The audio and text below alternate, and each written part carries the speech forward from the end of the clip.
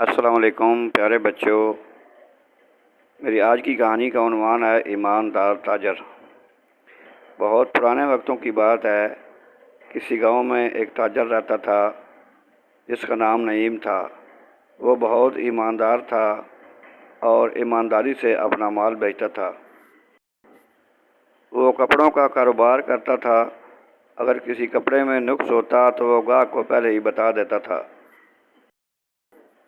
اسی وجہ سے گاؤں کے لوگ اس پر بھروسہ کرتے تھے اور اسی سے خریداری کرتے تھے۔ ایک دن شہر سے ایک بڑا تاجر آیا اور اس نے دیکھا کہ نعیم کی دکان پر گاہکوں کا بہت رش ہے۔ وہ حیران ہوا اور سوچنے لگا کہ یہ ایک چھوٹا سا گاؤں ہے اور اس کی دکان پہ پھر بھی اتنا رش کیوں ہے۔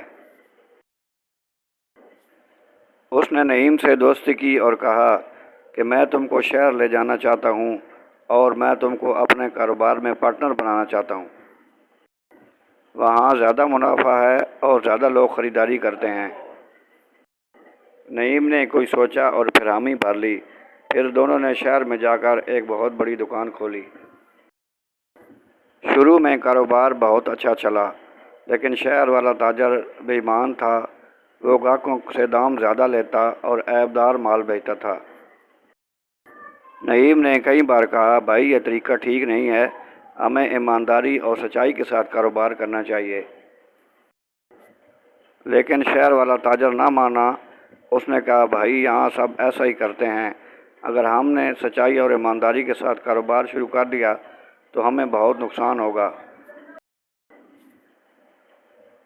کچھ ہی مہینے بعد گاہکوں کو دھوکہ دہی کا پتہ چل گیا اور سب گاہکوں نے دکان کا بائیکاٹ کر دیا۔ کچھ ہی مہینے بعد گاہکوں کو دھوکہ دہی کا پتہ چل گیا اور سب گاہکوں نے دکان کا بائیکاٹ کر دیا۔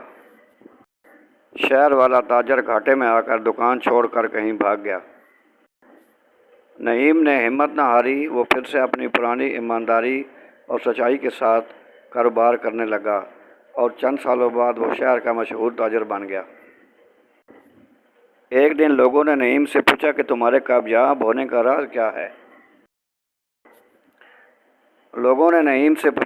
کامیاب ہونے کا راز کیا ہے؟ نعیم نے کہا کہ کامیابی کا راز سچائی اور امانت داری ہے۔ اگر آپ کے پاس کوئی امانت رکھے تو اس میں خیانت نہ کرو، ہمیشہ سچ بولو، ایمانداری کے ساتھ کام کرو اور غریبوں کی مدد کرو۔ میری آج کی کہانی کا سبق بھی یہی ہے کہ ہمیشہ ایمانداری اور سچائی کے ساتھ کام کریں، لوگوں کے ساتھ بھلائی کے ساتھ پیش آئیں تو انشاءاللہ کامیابی کوئی مشکل نہیں۔ اگر میری کہانی اچھی لگے تو لائک کریں، سبسکرائب کریں۔ انشاءاللہ اسی طرح کی مزید اچھی کہانیاں آپ تک پہنچتی رہیں گی۔